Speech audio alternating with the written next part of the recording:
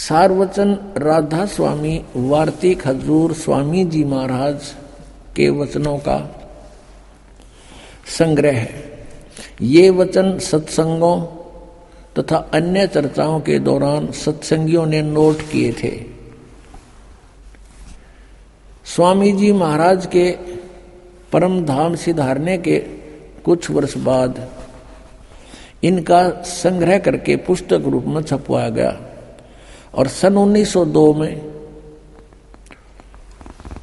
बाबा जयमल सिंह जी महाराज ने सारवचन राधा स्वामी वार्तिक को पहली बार गुरमुखी लिपि में छपवाया, यानी उस दूसरी भाषा में तो पहले छपी हुई थी और 1902 में तो बाबा जयमल सिंह जी ने पंजाबी भाषा में गुरमुखी भाषा में छपवाया और प्रस्तुत पुस्तक उसी प्रथम गुरमुखी संस्करण के अनुसार है और अब इसका हिंदी संस्करण प्रकाशित किया जाता है। 1902 से लेकर 2012 110 वर्ष हो गया जिनने ये अड़ंगा गोठत्या ने, और इसके बारे में वो समझ नहीं सके, इसमें ये कहना के चाहे देखिएगा। स्वामी जी महाराज का शुभ नाम सेठ शिवदयाल सिंह जी था। आपने 25 अगस्त 1818 में आगरा शहर में जन्म लिया। आपके पिताजी का नाम सेठ दिलवाली सिंह जी तथा माता जी का नाम महामाया जी था। आपके पूर्वज पंजाब के रहने वाले थे तथा घर में गुरु ग्रंथ साहिब का पाठ किया जाता था। आपके माता पिता हाथरस के प्रसिद्ध संत तुलसी साहेब के भक्त थे। स्वामी जी महाराज ने भी तुलसी साहेब की काफी संगति की थी, यानी शिवदयाल जी को जिसको राधा स्वामी कहते हैं उसने भी तुलसीदास हाथरस वाले की काफी संगति की थी, यानी उसके वचन सुने थे। बचपन से ही स्वामी जी महाराज का रुझान अध्यात्म की ओर था। आपने एक कमरे में बैठकर 17 वर्ष सुर शब्द योग का अभ्यास किया। 17 वर्ष तक एक कमरे में बैठकर, ये हठ योग किसी भी संत मत में नहीं है, ये मनमुखी आचरण है इन लोगों का। आगे देखो, ये पृष्ठ 5 पे आपने पढ़ा, 6 पे देखो। और सन 1861 में बसंत पंचमी के दिन खुले तौर पर आम सत्संग और सुरत शब्द योग का उपदेश शुरू किया। आगे देखो, अब यहाँ थोड़ा सा और देखना पड़ेगा। उसके बाद ये बाबा जयमल सिंह का जन्म हुआ 1939 में, ग्राम गुमान, जिला गुरदासपुर में हुआ और सन 1956 में नामदान प्राप्त किया। यहाँ ध्यान से देखियो, जयमल सिंह ने जहाँ व्यास में डेरा स्थापित किया उसकी कहानी। 1861 में तो उन्हें सत्संग शुरू किया, किसने? शिवदयाल जी ने। और 1856 में, यानी 5 वर्ष पहले इसको नाम प्राप्त हो लिया, इसको जयमल सिंह जी को। और फिर 32 वर्ष तक इसने सेना में नौकरी की। सन 1889 में पेंशन प्राप्त करके रिटायर हुए और व्यास नदी के किनारे आकर रहने लगे। अब शिवदयाल जी की मृत्यु हुई सन 1878 में, 60 साल की उम्र में। 1818 प्लस में 60, 1878 में इनकी मृत्यु हुई। और जयमल सिंह जी 1889 में 11 वर्ष बाद अपना मनमुखी व्यास नदी पर चमटा गाड़ दिया। व्यास आकर बाबा जी महाराज ने वहां सत्संग शुरू किया। वहां पर एक और बबूल का पेड़ उग गया। अब हम आगे चलते हैं। अपना आत्माओं, एक विचारणीय विषय है। सन 1878 में शिवदयाल जी की मृत्यु होगी। ये चले गए जिस जहां भी इन्होंने जाना था। और फिर 1889 में 11 वर्ष बाद जयमल सिंह जी वहां व्यास में डेरा स्थापित करते हैं। इससे सिद्ध है कि उनको आदेश नहीं था नाम आदि देने का, नहीं था तुरंत नौकरी त्याग शुरू कर देते कार्य को। जैसे इस दास पर रजा हुई हमारे गुरुदेव की। इस दास ने सन 1988 में दीक्षा प्राप्त की थी पूज्य गुरुदेव जी से, और 1994 में दास को आदेश कर दिया कि तू उपदेश दिया कर। उसी दिन से उपदेश शुरू कर दिया था इस दास ने 1994 से। और 1995 में नौकरी त्याग दी थी जब बहुत ज्यादा वर्क बढ़ गया था, लोड हो गया था, और उसके बाद से आज तक सेवा में है। और ये सन 1861 में तो सत्संकरण जोगा होया शिवदयाल जी, और 1856 में यो नाम ले रहा जयमल सिंह जी, 5 साल पहले, यानी कच्चा नाम था। फिर जब तक उनका कच्चा गुरु था, वो गुरु पद पर अधिकारी भी नहीं था, शिवदयाल जी का कोई गुरु नहीं था, और उससे गुरु बना रहे, उसको गुरु बनावे। पुण्यात्माओं, जैसे यहाँ पावर आती है अपने बिजली की, तो वो कनेक्शन पीछे थर्मल प्लांट तक होता है, और थर्मल प्लांट है नहीं किसी लकड़ का लठगाड़ के कोई तार बांध रहा है, और उससे फिर हम आगे कनेक्शन लेते जा रहे हैं, तो क्या लाइट आएगी? 7 जन्म नहीं आ सकती। ऐसी स्थिति ये शिवदयाल जी वाले पंथ, राधा स्वामी पंथ की और इससे संबंधित पंथों की, जय गुरुदेव, और ये दन दन सतगुरु सच्चा सौदा वालों की यही स्थिति समझ लो। जब इनका कहीं इनका कोई गुरु ही नहीं था, और आगे इनको गुरु कब बना जयमल सिंह जी ने? सन 1856 में नाम ले लिया, 1861 में सत्संकरण जोगा हुआ, जब तक तो अधूरा ही था, अभ्यास में लग रहा था। कच्ची सरसम पीड़ के खड़ो है ना तेल, और फिर 1889 में अपन नाम देने लग गया। यो मृत्यु होली 1878 में शिवदयाल जी की। इनके अगर ये जयमल सिंह जी अपने गुरु मानते हैं तो उनको अगर आदेश इनको था कि नाम दे तो उसी दिन शुरू कर देना चाहिए था, इसने चाहे सर्विस भी करता रहता। तो इससे सिद्ध है कि यूं एक बिल्कुल अनजानों का ग्रुप इकट्ठा हो गया, भोले श्रद्धालु इनका जा फंसे, इनको परम धनी मान के काल के जाल में फंसकर आज तक अपना जीवन बर्बाद कर रहे हैं। इस दास का उद्देश्य है कि उनसे पीछा छुटाओ और यहाँ आओ और यथार्थ ये सतनाम पाओ। अब दिखाते हैं ये सतनाम किसने बताए हैं, देखिएगा। ये पुस्तक वही है, सारवचन राधा स्वामी वार्तिक, राधा स्वामी दयाल की दया, राधा स्वामी साहेब खुलासा उपदेश हजूर स्वामी जी साहेब का। अब यहाँ ये वचन है इसके, शिवदयाल जी के अमृत वचन सुनना। सिर्फ काम इतना है, इंसान यानी मनुष्य अपनी सूरत यानी रूह को उसके खजाने और निकास यानी मुकाम सतनाम और राधा स्वामी में पहुंचावे। ये सतनाम को मुकाम माने स्थान, सतनाम या मुकाम कह रहे सतनाम को। आगे चलो, राधा स्वामी को भी स्थान बता रहे हैं, स्थान। ये आपने पढ़ा 13 पृष्ठ पे, ये 14 में देखो, वहां पहुंचावे। अब यहां आइएगा। अब तीसरा, ये गीता कैसे वचन है ना, 1 2 3, अब 1 2 पढ़ दिया आपने, तीसरा देखो। जितने आचार्य और महात्मा और अवतार और पैगंबर हुए हैं, हर एक मजहब में हुए हैं, वे सब अपने ध्यान के जोर से अंतर में तरफ मुकाम असली के चले, पर सब के सब दूर स्थान नहीं पहुंचे। कोई बिरले साध और प्रेमी मंजिल तीसरी तक पहुंचे। सिर्फ संत मंजिल 5वीं यानी सतनाम पर, 5वीं मंजिल सतनाम को स्थान बता रहे हैं। यहाँ पर भी ध्यान से सुनना पुण्यात्माओं। और कोई बिरले संत मंजिल 8वीं यानी राधा स्वामी, यहाँ राधा स्वामी स्थान और सतनाम भी स्थान इन्होंने स्पष्ट किया। अब देखो प्रश्न नंबर 15 पे और वचन नंबर 4 है। गीता कैसे वचन है इनके, ये अपने इनके हिसाब से। अब समझना चाहिए कि राधा स्वामी पद सबसे ऊंचा स्थान है, मुकाम है, और यही नाम कुल मालिक और सच्चे साहिब और सच्चे खुदा का है। और इस मुकाम से राधा स्वामी स्थान से नीचे, इस मुकाम से 2 स्थान नीचे और सतनाम का मुकाम है। सतनाम वहां इन्होंने स्थान सिद्ध कर रखा है। सतनाम का यानी स्थान का स्थान है, स्थान का स्थान है। इन गुआबाई देखना ये क्या बोल रहे हैं।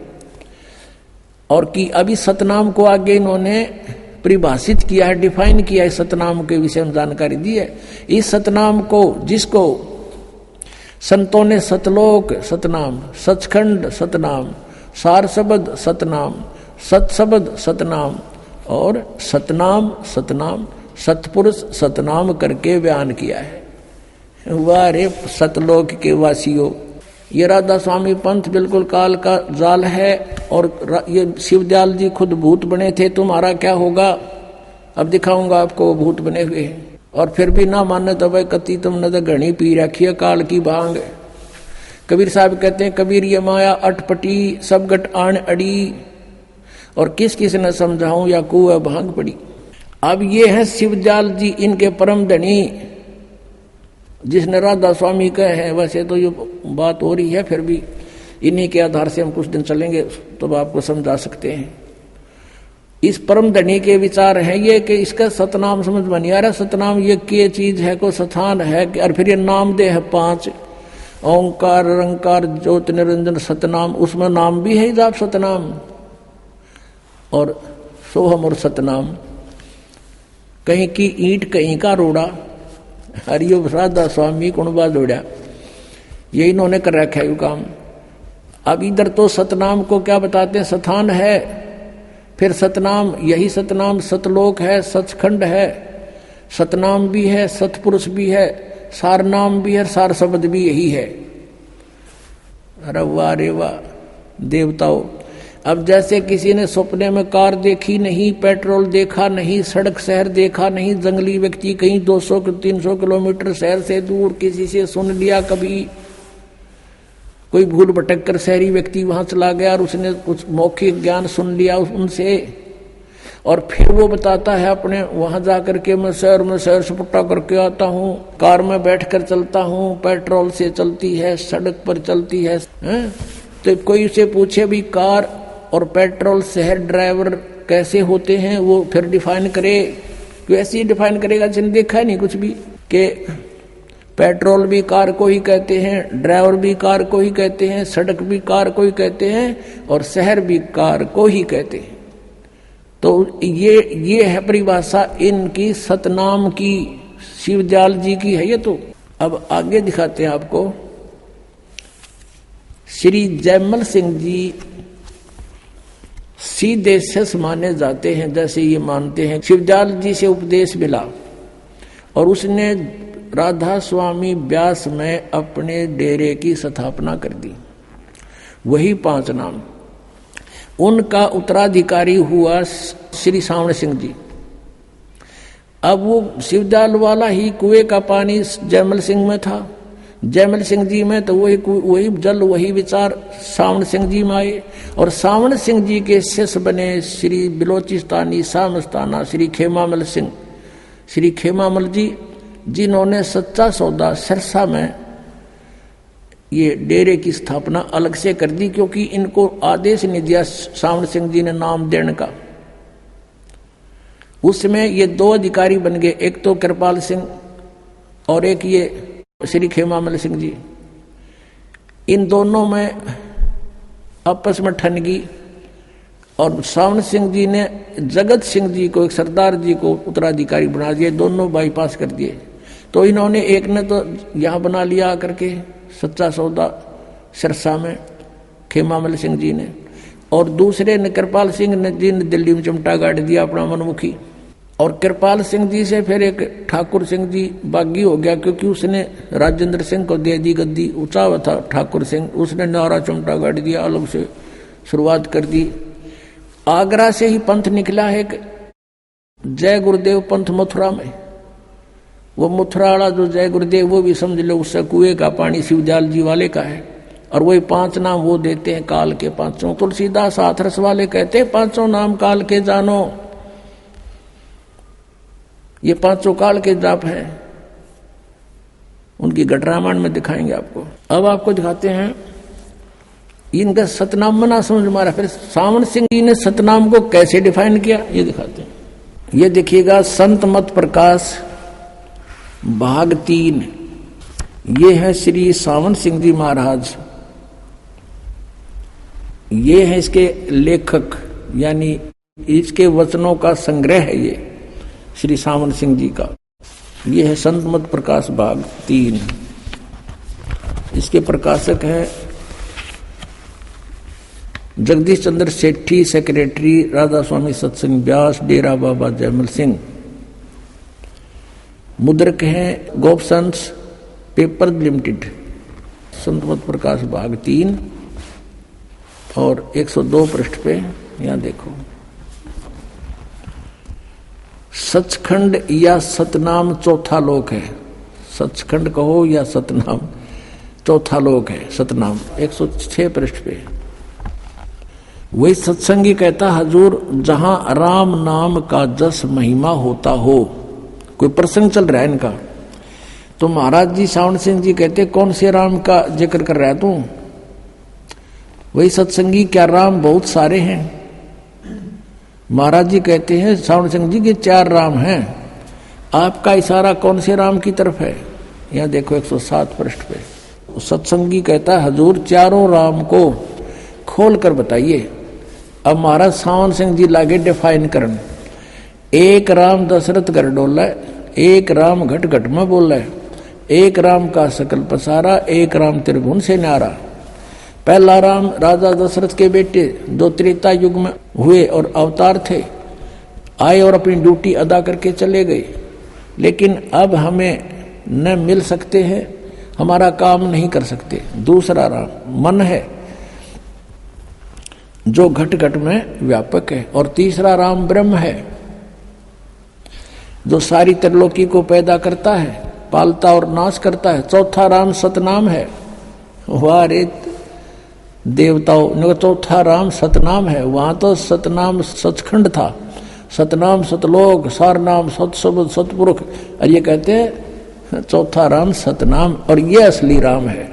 यू गाट दिया चमटा ने। अब आप जी को दिखाते हैं, ये स्वयं स्वीकार करते हैं, सोए गुरु पूरा कहावे जो 2 अक्षर का भेद बतावे।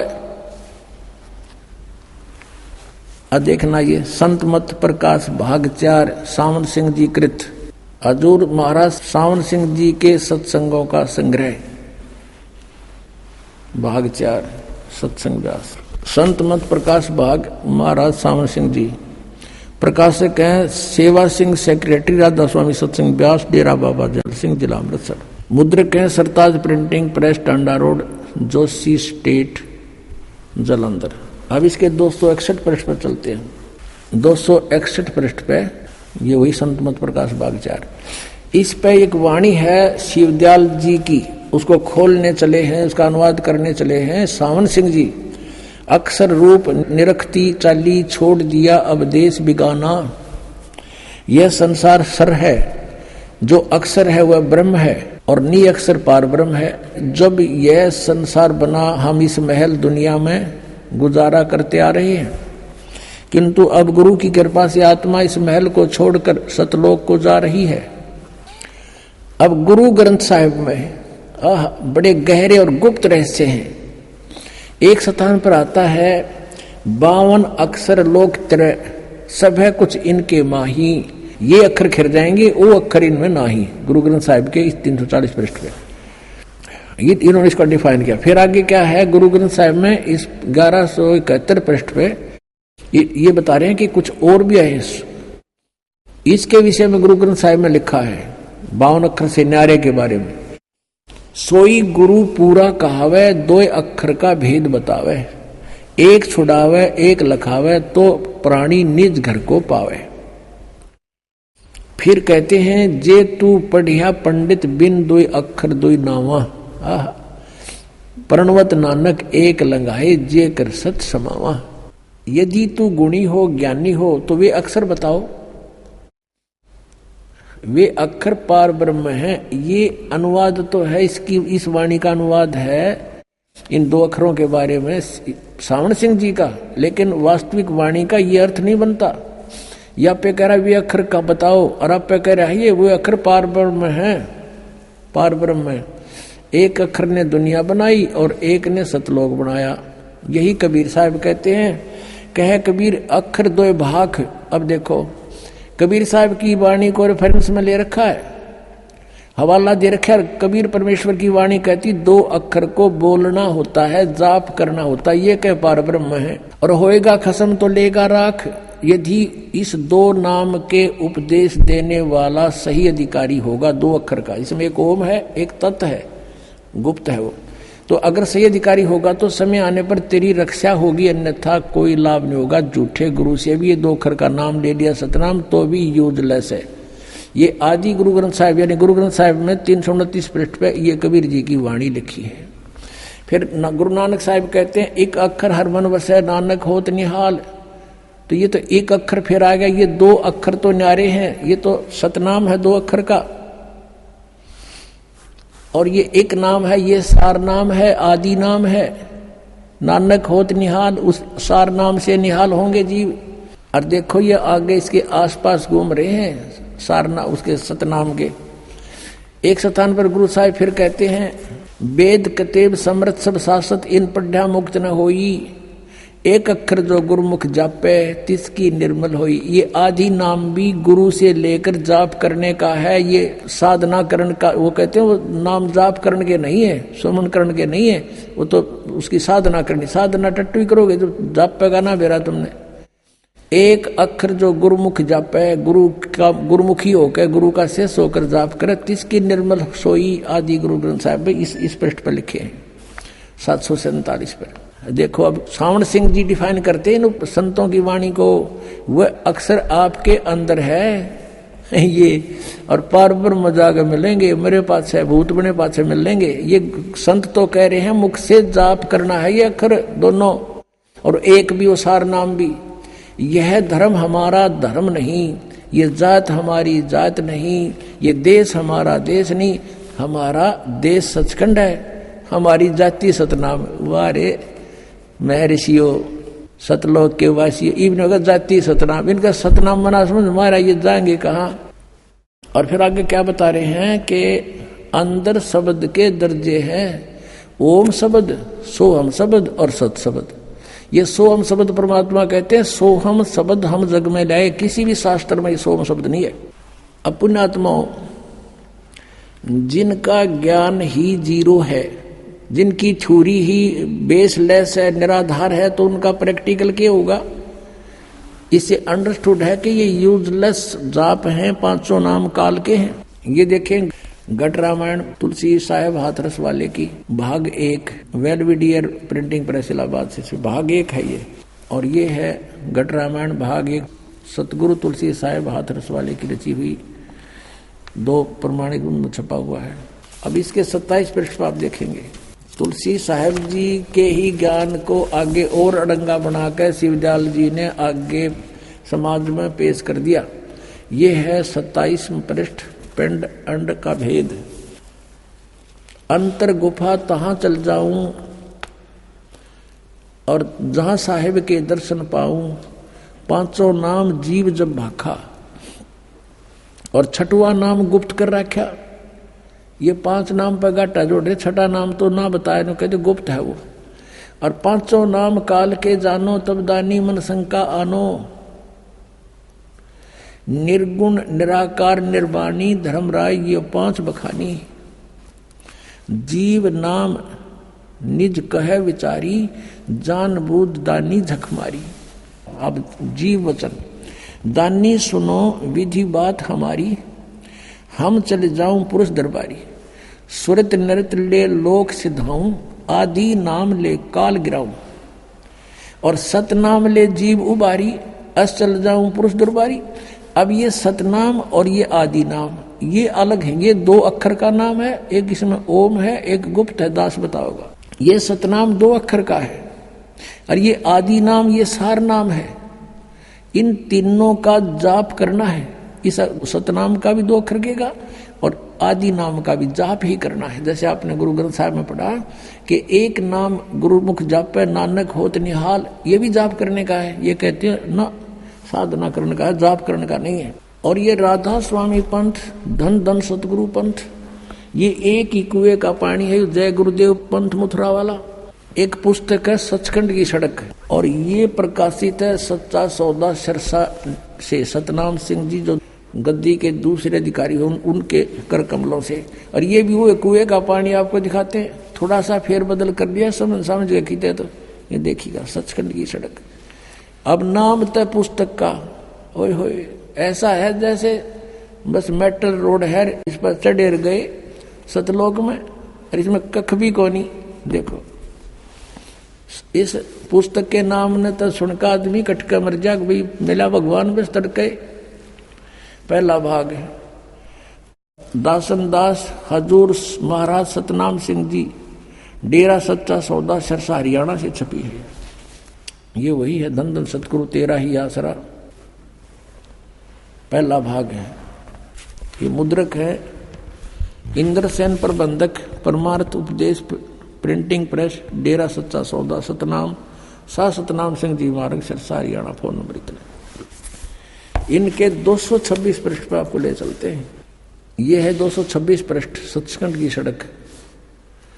और ये अलख नामी आया रे देश छोड़ के जी छोड़ के, इसका आगे देखियो, इसका अनुवाद करते समय इन्होंने यहां लिखा है अलख नामी आया रे, सारे देश छोड़ के जी छोड़ के, त्रिलोकी स्थूल सूक्ष्म और कारण युद्ध त्रिलोकी है इनका, तक की सारी रचना काल निरंजन ने की है। संतों का देश सचखंड या सतलोक है और वही सतपुरुष या आदि पुरुष का स्थान है।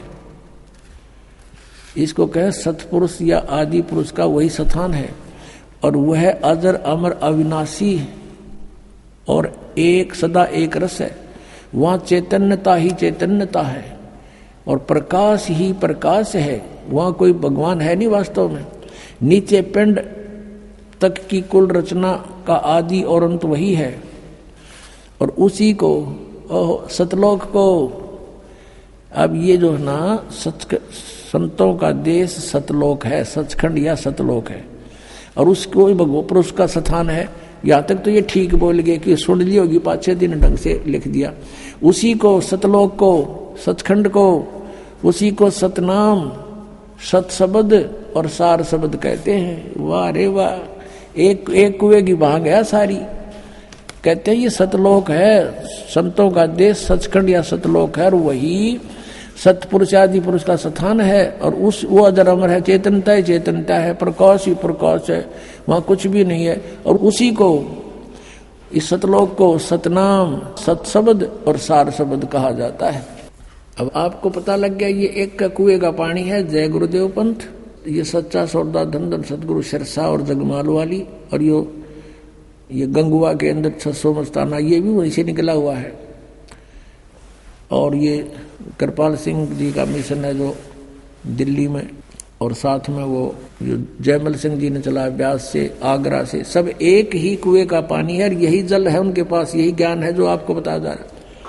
मोक्ष प्राप्त प्राणी सतलोक में भिन्न रहता है। यह सतपुरुष में ऐसे लीन हो जाता है जैसे बूंद समुद्र में। सब जीवात्माएं अमर पद में पहुंच करके अमर आनंद लेती और उसी समुद्र का ही रूप हो जाती। तो समुद्र में बूंद गिरी, समुद्र का रूप हो गई। जल की बूंद जल में गिरी, उसका रूप धारण कर लिया। तो ये थे जय गुरुदेव पंथ के संत तुलसी साहिब जी के विचार। और आइए अब जानते हैं जगत गुरु तत्वदर्शी संत रामपाल जी महाराज के विचार। अब ये कहते हैं कि सतलोक में प्रकाश ही प्रकाश है, नूर ही नूर है, वह सतपुरुष नहीं है। और आत्मा जब उसमें पहुंच जाती है तो ऐसे मिल जाती है जैसे बूंद समुद्र में, यानी जैसे डूब का मरना होता है। तो पुण्यात्मा पहले तो ये इंटरेस्ट किसी का हो नहीं कि उसमें जाकर मरा डूब के, उसमें एक रस हो जावे। यही प्रत्यक्ष उदाहरण बता दिया। अगर कोई नो के समुद्र में भगवान है, चलो कूद छलांग लगाओ, कितने मरेंगे, एक आधा बोला बेशक चला जाओ उसमें। नहीं तो समझदार व्यक्ति ने कहा वाह विवाह, भगवान को तो कहते उसके दर्शन करते हैं, उसके रोमकूप में करोड़ सूर्य करोड़ चंद्रमा मिला दे, ऐसी रोशनी है परमात्मा की वाणी में। तो ऐसा लिखा कबीर जी की वाणी में। और वहां चले गए हंस उसके चौर करते हैं भगवान के, फिर निराकार के चौर कैसे करेंगे। और फिर ये बताते हैं कि एक समय सावण सिंह जी ने कथा सुना रखी है कि एक इंद्रमती नाम की रानी थी और कबीर साहब के समय में हुई। वैसे दिन ने पता ही नहीं कहेंगे वो कब हुई थी, कब परमात्मा आए थे। फिर भी इन्होंने जैसा जोड़ जुगाड़ करके ज्ञान दिया वो ज्ञान समझते हैं। और रानी इंद्रमती कबीर साहब की शिष्या थी। कबीर साहब तो पहले जाकर समुद्र में लीन हो गए उस सतपुरुष में, और पीछे इंद्रमती रानी जब गई तो ये क्या बताते हैं, उसमें डूब का मरण गई जब वो पीछे से, तो वहां क्या देखा कि कबीर साहब को की पदवी देखी, वहां पर वो तो सतपुरुष है। तो वहां इंद्रमती रानी कहती है कि हे भगवान, आप सचमुच, आप तो अकाल मूर्त हो, आप तो सतपुरुष हो, और मुझे पहले पता चल जाता तो मैं आपकी सेवा नहीं करती। अब देखो इनकी अकल, इनके विधान अनुसार, राधा स्वामी वालों के विधान अनुसार, जय गुरुदेव वालों के विधान अनुसार यदि ये माने कि वो पहले कबीर साहब लीन हो गए सतपुरुष में, उस नूर में, समुद्र में, और पीछे इंद्रमती उसमें समा गई, तो फिर बात कैसे करी उन्होंने वहां जाके? वो तो खत्म हो गया अस्तित्व, तो बूंद ने समुद्र में डाल के फिर बतला उसका अस्तित्व तो बताओ दूसरा कैसे हो गया? फिर वहां कबीर साहब को देखा कैसे? सतपुरुष रूप में। वास्तविकता ये है कि Kabir is God, Kabir is जो सुप्रीम गॉड, यह सतपुरुष है, अविनाशी गॉड। और ये वहां परमात्मा अपने करोड़ सूर्य मिला दे, करोड़ चंद्रमा से, रोमकूप की 100 ऐसा रूप है मालिक का। और वहां जाकर इंद्रमती ने सचमुच देखा, परमात्मा आप तो सचमुच सतपुरुष ही थे, हमारी बुद्धि इतना काम नहीं कर रही थी, हम आपको पहचान लेते। वास्तविकता तो ये सच्ची है, लेकिन इनकी थ्योरी गलत है कि वो भी कबीर साहब पहले लीन हो गए, 5-6 इंद्रमती रानी लीन होगी, फिर वो बतलाओगे क्योंकि आपस में बातें कैसे करेंगे? देखिए इनका अज्ञान, और करोड़ों अनुयायी इन नकलियां के पीछे लाग रहे हैं, इनको परम धनी मान के, क्योंकि श्रद्धालुओं की श्रद्धा ये होती है गुरु जी जो बोलने वह सही है। इसका दुरुपयोग किया इन नकलियों ने, इनको बर्बाद कर डाला, बोली आत्माओं का जीवन नष्ट कर दिया। अब देखो सावन सिंह जी के वचन, संत मत भाग प्रकाश 4, इसके ही 264 पृष्ठ पे लिखा है, 264 पृष्ठ, संत मत भाग प्रकाश 4 है। एक सत्संगी ने सावन सिंह जी से पूछा, सावन सिंह जी कौन है? ये है सच्चा सौदा के खेमामल सिंह सामस्ताना बिलोचिस्तानी के गुरु जी, ये सावन सिंह जी। इससे प्रश्न किया सत्संगी ने, हजूर संतों की पदवी कहाँ तक है? महाराज जी, सावन सिंह जी उत्तर देते, हमारे इतनी बुद्धि और अकल नहीं कि हम संतों की पदवी को समझ सके। फिर भी सुनो, रानी इंदुमती कबीर साहब के समय में हुई थी। पहले कबीर साहब मालिक में जाकर विलीन हुए, देखना, फिर रानी हुई। जब रानी ने सचखंड में जाकर कबीर साहब की पदवी देखी तो कहने लगी, महाराज यदि आप पहले ही बता देते कि मैं ही अकाल पुरुष हूं तो मैं भजन सुमन कर कर के व्यर्थ परेशान ना होती। कबीर साहब ने उत्तर दिया, तुमको उस समय विश्वास नहीं आना था। अब इस विवेचन करते हैं पुण्यात्माओं। इन राधा स्वामी पंथ के अज्ञानी संतों की तो सोच है, विचार है कि सतपुरुष वहां नहीं है, निराकार है और केवल नूर ही नूर है, प्रकाश ही प्रकाश है। और उनने अपने सिद्धांत अनुसार सच्चाई को अज्ञान बना करके कैसे पेश करना चाहा है, लेकिन फिर भी छुपी नहीं। कहते हैं चोर चुरावे तुमड़ी और गड्ढे पानी में, वो गड्ढे वो ऊपर आवे न, सच्चाई छनी ना। अब विचार करो इनके विधान अनुसार। ये कहते हैं पहले कबीर साहब जाकर मालिक में विलीन हो गए, बूंद गिर गई समुद्र में, खत्म हो गया अस्तित्व। और फिर कहते पीछे रानी जाके विलीन होगी उसी में, दोनों हो गए एक रस। फिर वो बातें किस टाइम की? कबीर साहब को देखा कैसे उसने? वहां कुछ अस्तित्व है नहीं तो देखा कैसे? सच्चाई तो यही है कि सचमुच कबीर साहब वहां परमात्मा स्वरूप सतपुरुष रूप में ये खुद ही मालिक हैं। जैसे स्वामी रामानंद जी ने कहा, दोहू ठोड़ है एक तू और भया एक से दो, और गरीबदास हम कारणे आए हो तुम मगजो। ये स्वयं भी कहते हैं कबीर परमेश्वर, हम ही अलखला है कुतुब गोस और पीर, गरीबदास खालक धनी हमारा नाम कबीर। ए स्वामी सृष्टा में और सृष्टि हमारे तीर, दास गरीब अधर बसू। कबीर साहब कहते हैं अधर रहूं ऊपर और मेरा नाम कबीर। और ये अज्ञानी कह रहे हैं कि कबीर साहब पहले लीन हो गए, 5-6 इंद्रमती होगी। फिर बातें किस कैसे करी उन्होंने? अरे कुछ तो दिमाग पर जोर दो। चलो वो पहले वाले तो गए बाढ़ में, अब तो तुम तो बचो, शेष जो बचे फंस रहे उनके नकलियों गए, पीछा छुटाओ और अपना कल्याण कराओ। ये बार बार समय नहीं मिलता। अब एक तो यहाँ प्रमाण दे रखे उन्होंने, और दिखाते हैं 189 पृष्ठ पे इसी के संत मत प्रकाश भाग 4 के 189 पृष्ठ पे देखो। अब सावन सिंह जी उत्तर दे रहे हैं, इसी तरह रानी इंदुमती थी। जब उसको कबीर साहब सचखंड ले गए तो उसने वहां जाकर देखा कि कबीर साहब ही सतपुरुष हैं। कहती हैं हाय हाय, अगर आप मुझे इतना बता देते कि मैं ही सत्पुरुष हूं तो क्या मैं आपकी सेवा नहीं करती? कहते हैं तुझे विश्वास नहीं आता, अब तू यहां आ गई है, तेरी मर्जी कह ले। अब ये सच्चाई है, ये तो वार्ता सही एज इट इज है इंद्रमती और कबीर जी की, उनके इंद्रमती वाली कथा में लिखी। ये तो सही है, ये तो उन्होंने ले ली सही कि कबीर इज गॉड, सचमुच। और वहां इनकी अपनी अज्ञान थ्योरी को सिद्ध करना भी चाहा साथ में इस कथा के साथ 264 पृष्ठ पे इसी संतमत भाग 4 के, उसमें इन्होंने कोशिश की है ये बताने की कि पहले कबीर साहब लीन हो गए और पाछे तो फिर इंदुमती जाकर उसमें समुद्र में बूंद की तरह समा गई और फिर वो बातें कर रहे हैं। अरे ज्ञानहीनो परमात्मा कबीर जी कहते हैं मोती मुक्ता दर्शत नाही, ये जग है सब अंदरे, दिखत के तो नैन चश्म इनके फिरा मोतिया बंदरे। ये दिखे थे महर्षि, बड़े बड़े विद्वान, मंडलेश्वर परम धनी पहुंचे हुए हैं सचखंड मजा, इनका सतनामा का ना समझ माई न जाएंगे कहा ये। इसी कारण से वो शिवदयाल जी प्रेत बनकर अपनी शिष्या बुक्की में बोल रहा है सत साहिब। परम पिता परमात्मा पूर्ण ब्रह्म सर्व सृष्टि रचनहार कबीर देव कबीर साहेब कबीर परमात्मा की असीम रजा से आप सभी पुण्यात्माएं सत्संग सुनने के लिए उपस्थित हो सके। परमात्मा की कृपा के बिना कोई भी प्राणी परमात्मा की भक्ति नहीं कर सकता।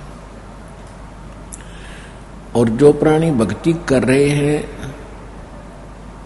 अपनी मनमानी साधनाएं भी कर रहे हैं, नकली गुरुओं के पास भी वो जाके दीक्षित हैं, वो भक्ति नहीं कर रहे हैं, वो अपना जीवन नाश कर रहे हैं।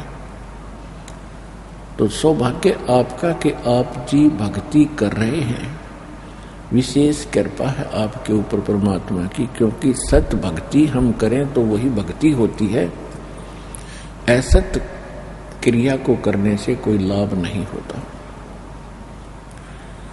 यदि कोई जंडी के पेड़ को और काट के गण से काटने की चेष्टा कर रहा है तो क्या उसका वो प्रक्रिया उचित है?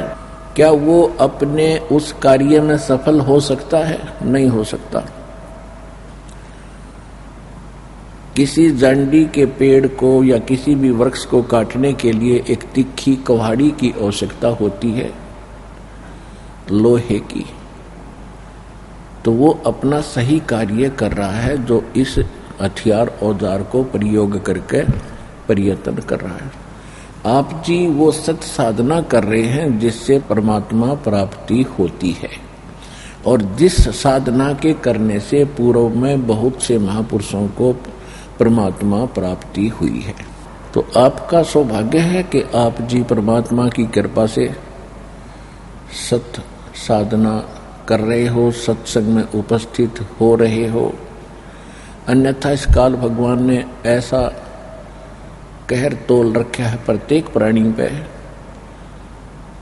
परमात्मा की रजा ना हो तो यही समय आपका ये ना जाने कहाँ पर बर्बाद करा देता, किसी थाने में, किसी कोर्ट में या किसी अन्य स्थान पर और कोई समस्या पैदा कर देता, कोई बीमारी कर देता, हॉस्पिटल में पड़े होते, पैसे भी खर्च होते, चिंता भी न्यारी बनी रहती। उसकी कृपा से आप यहाँ पहुँचे हो, कितना शांत हो, कोई दुख है वो भी आप पर इतना प्रभाव नहीं कर पाएगा, क्योंकि यहाँ परमात्मा की विशेष रजा होती है। जहाँ भक्त संत रहते हैं वहाँ काल का प्रभाव नहीं होता, और आपको वो अनमोल ज्ञान मिलेगा, आपके बहुत शुभ संस्कार बनेंगे, और शुभ कर्मों का फल ही सुख होता है, बुरे कर्मों का फल दुख होता है। तो इसलिए आपका बड़ा सौभाग्य है कि आप जी परमात्मा की भक्ति कर रहे हो और सत्संग में उपस्थित हो रहे हो। सतगुरु के दरबार में जाइयो बारंबार, बोली वस्तु लखा देवे हैं सतगुरु दातार।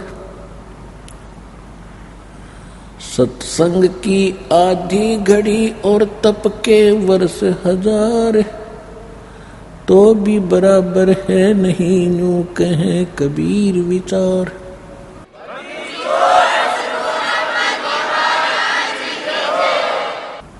संत मिलन को चालियो तज माया अभिमान, जो जो कदम आगे रखे वो है यज्ञ समान।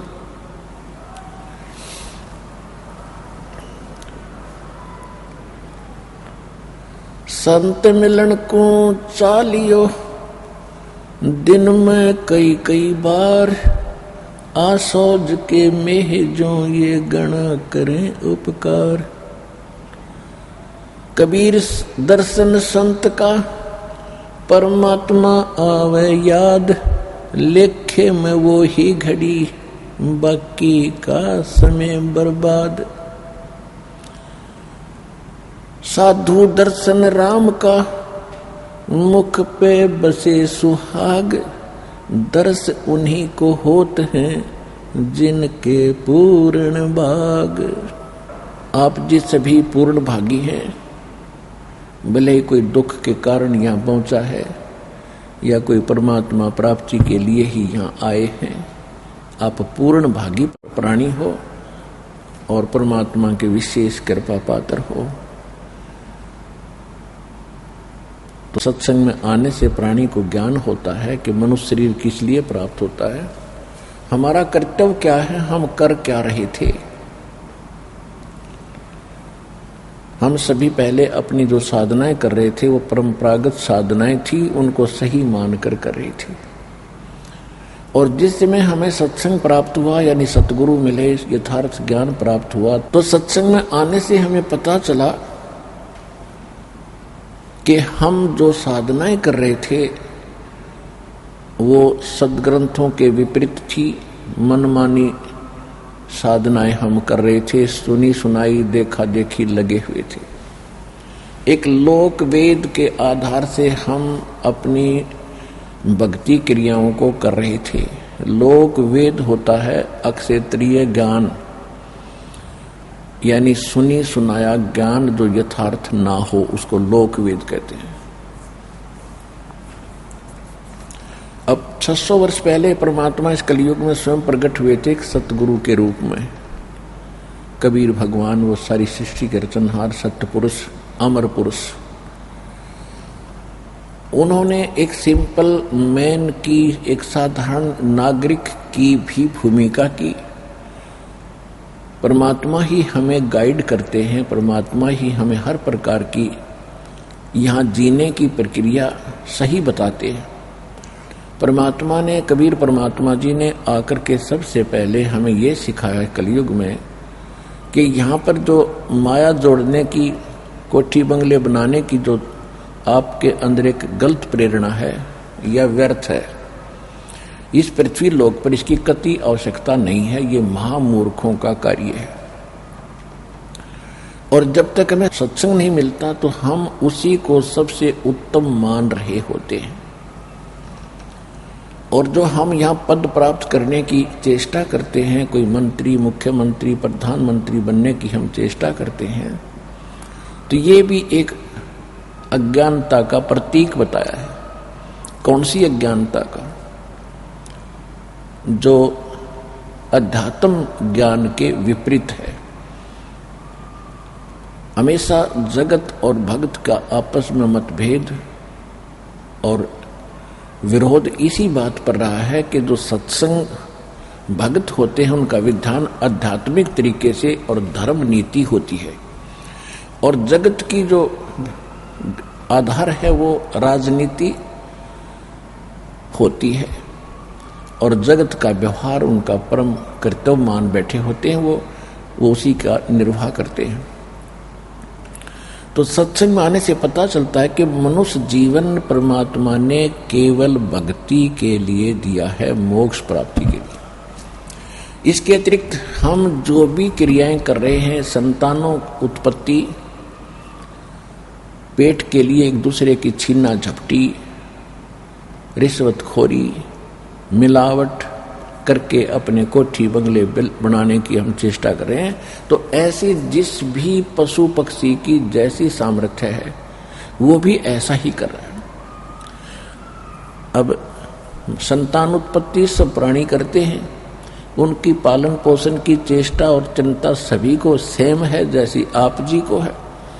और आपने देखा होगा कि बैया पक्षी होता, बैया पक्षी कितना गजब का घोंसला बनाता है और कैसी उसको बुद्धि दी है, किस प्रकार वो सेटिंग करता है, कैसे अपने अंडों को रखने के लिए उसके अंदर छोटे छोटे घास के तिनके, ना उसके पास सुई है, ना धागा है, ना कोई इंस्ट्रूमेंट है, और कैसे बना लेता है अपने चौथ से।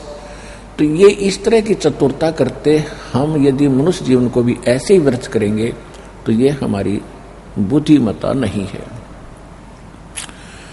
इसके लिए हमने परमात्मा प्राप्ति करनी है इस मनुष्य जीवन से।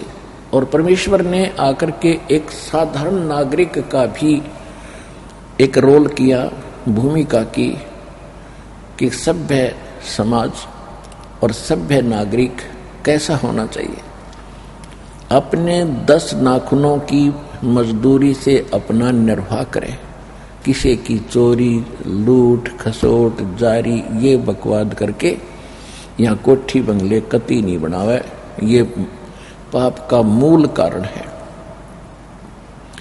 यहाँ रहने के लिए हमने परमात्मा ने बताया है कि कबीर घर तो 3.5 हाथ भाई गणात 4.25, और कहाँ चढ़ावे मैडिया तो लंबी भीत उसारे।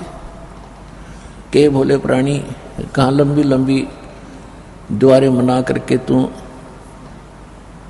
प्रभु अपनी प्रभुता दिखा रहा है। ये समय मनुष्य जीवन का ऐसे बर्बाद करने का नहीं है। भक्ति करो, और मकान तो इतना ही काफी है। घर तो 3.5 हाथ गणा तो 4.25। प्रत्येक मनुष्य की अपनी अपना शरीर, प्रत्येक मनुष्य का अपना शरीर अपने 3.5 हाथ का होता है। ये जो हाथ यहाँ से लेकर कोहनी तक है, इसको एक हाथ बोला है। ये मेजरमेंट के लिए है। प्रत्येक प्राणी का 3.5 हाथ का शरीर है।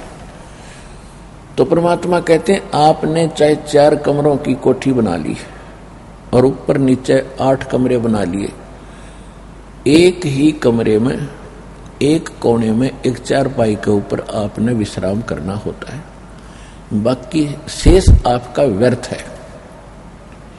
तो क्या बताते हैं भाई, घर तो 3.5 हाथ और गणा तो 4.25। ज्यादा चाहता है तो 6 इंच और बढ़ा ले उसने 4 इंच। कहने का भाव ये है कि मिनिमम कम से कम ये मकान आदि के ऊपर आप समय व्यर्थ कम से कम व्यतीत करो, लगाओ, और ज्यादा समय परमात्मा की भक्ति में, परमात्मा की चर्चा सुनने में और अपने सतलोक जाने की हमेशा टेंशन बनी रहे। जो चिंताएं हमने यहाँ पाल रखी हैं ये व्यर्थ की हैं और ये स्वाभाविक हैं जब तक हम भगवान की शरण में नहीं आते। जिस समय हम परमात्मा की शरण में आ जाएंगे तो जो यहाँ की टेंशन है कुछ तो ज्ञानता मिट जाएगी और फिर भगवान की भक्ति होने से वो दुख जो प्रारब्ध का है वो अपने आप खत्म हो जाएगा। तो परमात्मा ने स्वयं आकर के एक झोंपड़ी में रहा करते थे, झोंपड़ी में, और सारी सृष्टि के रचने वाले एक शब्द से वो एक जबरदस्त महल बना सकते थे। एक वचन से दूसरा सेकंड नहीं लगना था उनको। तो ये महल तो भगवान वहां छोड़कर आए हैं जो सर्व सुख थे कबीर भगवान को सतलोक में। यहाँ तो हमें एक ऐसी भूमिका करके दिखाई है कि बच्चों यदि तुमने भक्ति करनी है और तुम्हारी अकल ठिकाने आगी है कि ये गंदा लोक है, ये काल का लोक है, यहाँ रोजाना हाहाकार मची है, कोई मर रहा है, कोई खप रहा है और एक का भी सांस का भरोसा नहीं। दूसरी सेकंड में के बिजली गिर जाए, प्रधानमंत्री चाहे राष्ट्रपति हो सारी पृथ्वी का। तो क्या जीवन है यहाँ पर? ये क्या प्रभुता है आपकी, या भूल पड़गी। इस भूल को मिटाने के लिए परमात्मा ने स्वयं ही हमारे तरह एक जीवन जीकर दिखाया, ताकि हम कम से कम अपने भगवान का अनुसरण करके अपनी इन बकवादों को कम कर सकें जो हमने समाज से ग्रहण कर रखी है। यदि भक्त और जगत की जैसे ही क्रियाएं करता रहेगा, वही कर्म करता रहेगा, तो भगत नहीं है। एक विद्यार्थी है और एक बच्चा विद्यार्थी है, एक बच्चा पढ़ नहीं रहा, स्कूल नहीं जाता, वैसे ही बकवाद करता फिरता है। कभी गधों पर बैठकर घूम रहा है, कभी वृक्षों पर चढ़कर छलांग लगा रहा है, कभी कहीं भाग रहा है, कभी कहीं धक्के खा रहा है, या कोई शराब पी रहा है, कोई ताश खेल रहा है। तो यदि विद्यार्थी वो कर्म करेगा तो वो पढ़ेगा कैसे? विद्यार्थी का वो काम नहीं है, वो तो उसका काम है जिसने अपने कर्म फोड़ने हो। इसी प्रकार आप एक दीक्षित भगत होगे, आप विद्यार्थी होगे भगवान के पाने की उस यूनिवर्सिटी के, उस स्कूल के।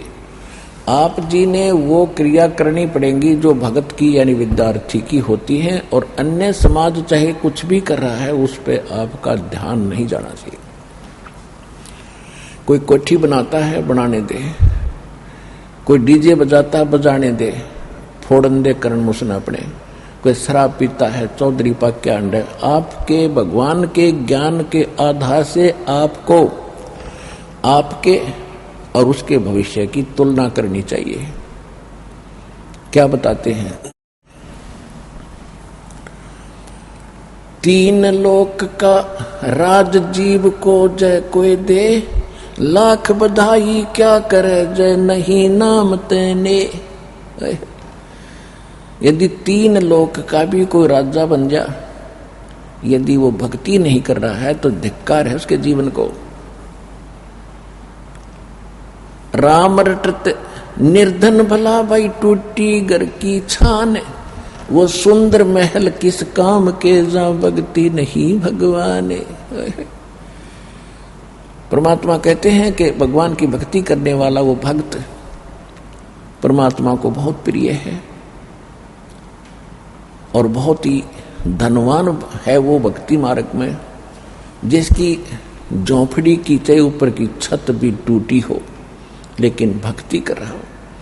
और जो भक्ति नहीं कर रहे वो चाहे आलीशान महलों में रह रहे हो, उनका भविष्य कुछ भी नहीं है। आज कोठियों में रहते हैं, जनता में उनकी खूब शान है, शौकत है, और कल भाई की मृत्यु होगी, वो कुत्ता बनकर उसी कोठी के बाहर बैठा होगा, गली के अंदर चाट ले उस कोठी ने। अब के काम आई? वो सारी उम्र असंख्य न जाने कितने वर्षों, हजारों वर्षों, लाखों वर्षों तक धक्के खावेगा। एक 10-20 वर्ष के लिए कोठी बना के इसमें चौधरी पाक क्या, और उसमें रहता कितने समय है वो व्यक्ति? पुण्यात्माओं, आप जी ने परमात्मा के द्वारा दिए गए ज्ञान पर अमल करना पड़ेगा। ये बातें कहने सुनने की नहीं, ये कर पाड़न की है। ये मन ने कह दिया, आपने सुन ली, भाई बहुत बढ़िया सत्संग करा गुरु जी ने, नहीं, ये आपने अमल लानी पड़ेगी, अमल में लानी पड़ेगी, तब आपका कल्याण संभव है। अब परमात्मा स्वयं भी एक कुटिया में रहते थे, अपने हाथ से कपड़ा बुनकर। पुण्यात्मा विचार करो, एक थान बनाने में एक पतले से धागे को ऐसे डालना, फिर ऐसे डालना, फिर ऐसे डालना, एक दिन में कितना बना पा सकता है? ज्यादा से ज्यादा 1.5 फुट 2 फुट। और परमात्मा ये काम करते थे, और उसी से जो मेहनताना मिलता था उससे निर्वाह करते थे। और फिर भी अगर बच जाता था तो उसका दान करते थे, पुण्य में लगाते थे। तो हमें वो इसलिए शिक्षा दे रहे हैं कि आप परमात्मा की सारी क्रियाएं को अपनाओ जो भगवान पाने में सहयोगी हैं। दान भी करो, चाहे बेश से कितने निर्धन हो, उसी से निकाल कर कुछ दान जरूर करो।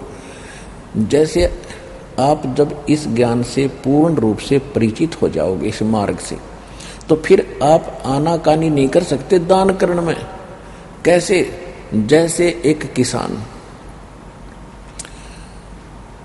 जब फसल बीजनी होती है, जैसे गेहूं का समय आ गया और उसके पास इतना गेहूं है कि परिवार का गुजारा ही मुश्किल से होगा खाने का, तो वो क्या करता है, वो ये नहीं देखता कि अब क्या करूंगा, कैसे बीजूंगा, बच्चे क्या खाएंगे। इसको अगर बीज दिया तो उसको इतना पता है अगर नहीं बीजूंगा तो फिर कति भूखा मर जाऊंगा, आगे भी कुछ नहीं होगा।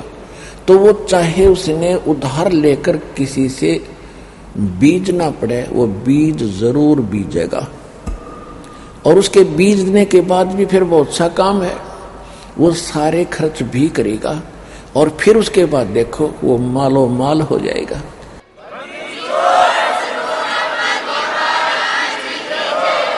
इसी प्रकार आप जी ने ये बीज धर्म का बोना पड़ेगा। अपने और वाह्यात के खर्चों को कम करके दान में ज्यादा ध्यान आपने देना पड़ेगा। देते को हर देत है जहां तहां से आने, अन देवा मांगत फिरे भाई साहेब सुने ना कान। अब एक तो मनुष्य कार में बैठा जा रहा है, एक मनुष्य दिए बाबा दिए बाबा दिए बाबा, और चल चल चल चल चल। तो ये क्या है, उसने पहले दान किया जो आज सुख से जीवन जी रहा, जो यहाँ का सुख है। अरे जिसने दान धर्म किया नहीं, मनुष्य जीवन भी मिल गया, भक्ति उसके पास नहीं, मांगता फिरता है। कहते हैं देते को हर देत है जहां तहां से आन, और ना दिया फिर मांगते फिरियो, भगवान सुने नहीं कान। तो पुण्यात्माओं, परमात्मा कबीर साहब ने स्वयं आकर के सबके लिए हमें